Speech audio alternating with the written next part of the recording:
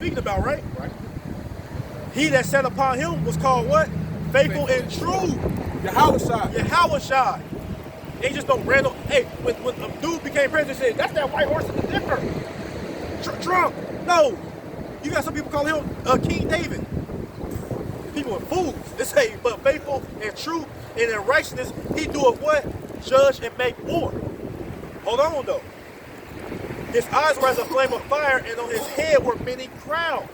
And he had a name written that no man knew, but he himself. And he was clothed with a vesture dipped in blood, and his name was called the Word of Yahweh Shem Shah. So that's the point, of what bro said. Hey, on his head was many crowns, because what? He went forth conquering these kings. Matter of fact, it's like, it says, I'm going to jump down to it. Verse 15, and out of his mouth goeth a sharp sword, that with it he shall smite the nations, and he shall rule them with a rod of iron, and he treadeth the winepress of the fierceness and wrath of Almighty God. And he hath his vesture, and on his thigh a name written, King of Kings and Lords of Lords. Why? Because he subdued all them here upon earth.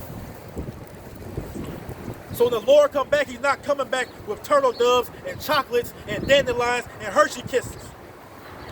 He said that day is darkness and not light. He said he coming to make war.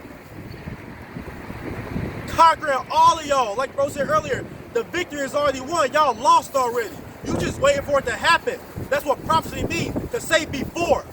Wait for it. Because bro brought out, for the vision is yet for an appointed time. And at the end, it shall speak and not lie. Though it tarry, it means, it's not happening when you say it. Because the Lord ain't on your time. So though it tarry, wait for it. It shall surely come. It shall not lie. The Lord is not a man that he shall lie. So lock it. Go ahead, bro. Revelation chapter 6, verse 3. And when he had opened the second seal, I heard the second beast say, come and see. And there went out another horse that was red. And power was given to him that sat thereon to take peace from the earth. And that they should kill one another. And there was given unto him a great sword. Right? Now this next beast, this red horse, all right, is talking about Esau Edom. All right, who the world will know as what? All right, the so-called white man. Right? Because he's not actually white, he's red. And that goes back to Genesis, the 25th chapter. I got it. Come on. For edification, Genesis chapter 25. Get right to the point. This is Genesis chapter 25, verse 25. Go ahead. And the first came out red, or hold on, NLT. The first one was very red at birth, and covered with thick hair like a fur coat. So they named him Esau. Right? To give you context. Right, Esau. Right? Isaac and Rebekah had two twins, Jacob and Esau. Right? The so-called white man comes from Esau. All right, Esau means what? Wasted away his Eve. Because what? He had no melanin. All right, that his pigmentation was gone, man. Gotta get some real quick on what just happened. Proverbs chapter 28, verse 1. The wicked flee when no man pursue it. All right, and that's what happened, the wicked flee when no man pursue it. All right, when people start hearing things that are unpleasant, man, and they just can't take it, they get the fuck out of Dodge. They don't want to hear it no more. Yeah, that's what we will. And we ain't cuss nobody out. None of that. We ain't That's all it takes. It's the spirit of the Lord. Hey, I'm sharper than two-edged sword. Hey, yeah. It finishes off and say, but the righteous are bold as a lion. Right. So we not gonna be scared of what we. Hey, right. And with the Lord say, She could have cried, got emotional. Get the knife. Right. Or whatever the fuck. I don't like what y'all saying. I'm gonna do something to y'all, but we gonna stand here. Hey, bring out the word to the Lord. Both, man. All right. We ain't gotta threaten nobody. We ain't gotta do nothing. Ain't nobody. I ain't there look at them. No, I'm looking at y'all. Not for real. We didn't care. Yeah. Isaiah chapter 6, you was done? No, I had more, but the brother had the precept. Isaiah chapter 63, verse 1. Who is that cometh from Edom, right, with dyed garments from Basra? That's good. This that is glorious in his apparel. It's talking about Yahushua. Who was that come out of Edom with dyed garments of Basra? All right? Hey, that's talking about the Lord smiting Esau Edom, man, with the sword. All right, getting blood upon his garments, man. Traveling in the greatness of his strength.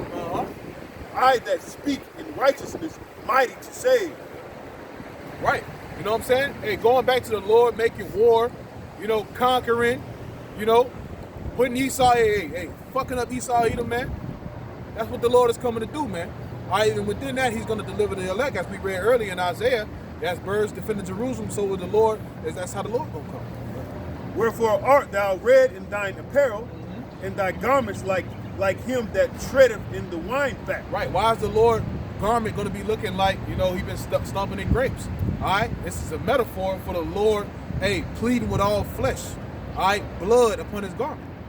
I have trodden the winepress alone, and of the people there was none with me, for I will tread them in mine anger. Right. So, vengeance is of the Lord. All right. And the Lord, you would be upset too if somebody was to, do something to you 2 days ago and, put you to death and all that. You would be upset too, man. Because the scriptures say that, one day on earth is as 1,000 days in the spiritual realm, man. So it's only been, 2 days in the spirit, man, since that happened to the Lord 2,000 years ago. And trample them in my fury, and their blood shall be sprinkled upon my garments, and I will strain all my remnant. For the day of vengeance is mine heart. That's right. The day is in mine heart. Yeah, the day of vengeance is in the Lord's heart. All right, and the Lord has said he's going to stain all of his raiment, man. And the year of my redeem is come. Yep. So the Lord is, he's about to come redeem us, man. All right, you have to believe that, man. You have to understand that. That's why, the walk is getting hard. Men are falling away. People are scoffing and talking shit. The Lord warned us it was going to be like this in these last days, man. Right?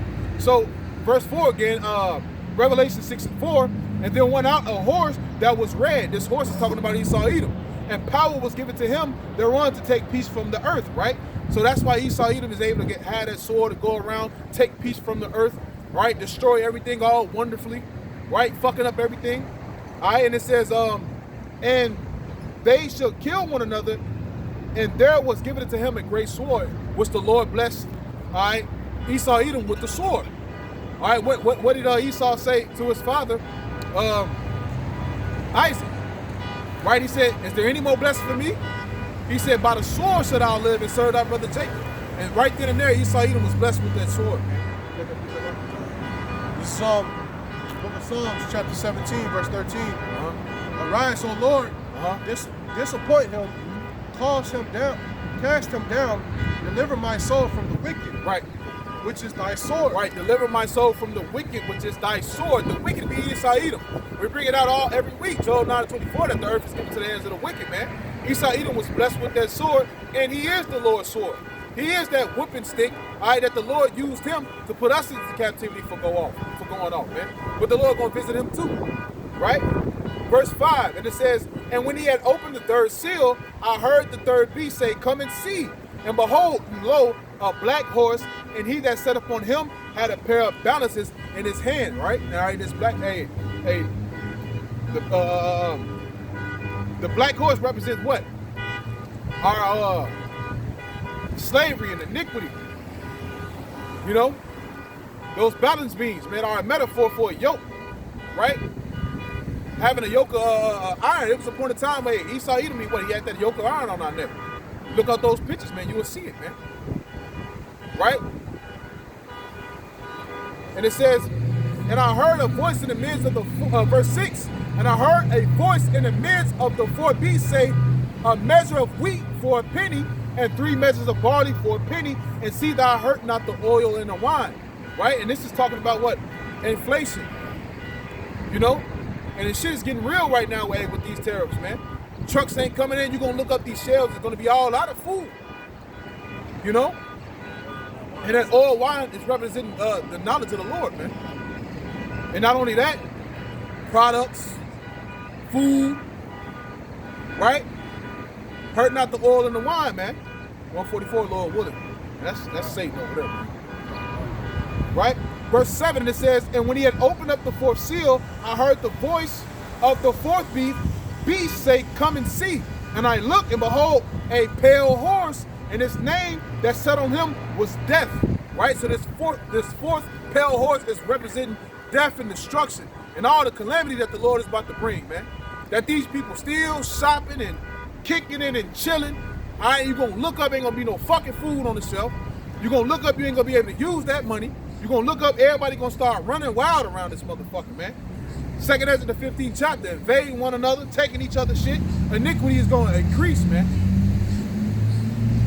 Right? And it says, death and hell followed him, and power was given to him over the fourth part of the earth to kill with the sword, and with hunger, and with death, and with the beasts of the earth, man. All right? That's going to be brought over here to Babylon the Great, man. Death. People are going to die of hunger. People are going to die of thirst, man. You know? Relatives, man. All right? That's what we here to warn you people, man. We ain't here to be emotional about what's about to happen. We here to tell your ass what the fuck is about to happen to you, man. Whether you hear or forbear, right? Verse 9, it says, and when he had opened the fifth seal, I saw the altar of the souls of them that were slain for the word of Yahweh and the testimony which they had held. Right? So these things are going to get serious. They're going to persecute the prophets, man. John the Revelator later said, I seen the souls that were beheaded, all right, for the name, all right, of Yahweh Bashem Yahweh Shai, man. Esau Edom wanted to exterminate the prophets. He understands, hey, this devil know that, hey, this is the words of the Lord that's bringing down his lies and his strongholds and revealing him for being the wicked that he is, man. He can't take that shit no more. So the time is going to come when they're going to put a famine of the word. Oh, there's no more YouTube. Well, actually, nigga, if you ain't got the Quran, then you can't get on YouTube. You know? That's what this devil is about to come down to do. Revelation 12 and 12. Going to the inhabitants of the earth and the sea, the devil should come down having great wrath. No, he got a short time. Because he know he got a short time, man. Esau Edom, his hand is through, this devil ain't going to go down without a fight. Right? But the Lord is going to put the spirit on him to fight the same way he put the spirit on Pharaoh in the time of Egypt. Right? He refused to let us go. All right, hey, and that's what's gonna happen, man. This is it. This is the end, man.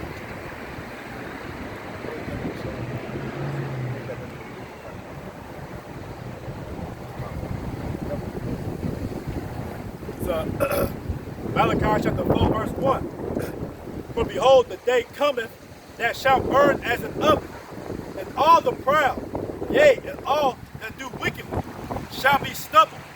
And the day that cometh shall burn them up, saith the Lord Yahweh Shai of hosts. That's right. That it shall leave them neither food nor bread. So ultimately, this day that we talking about, hey, mercy, Lord, what it call on Yahweh Shai, man? Right? Yeah, that's a spirit. Hey, that's the spirit. That's the spirit, man. Hey, Lord, what? Hey, the Lord is gonna have Kasad on brothers, man.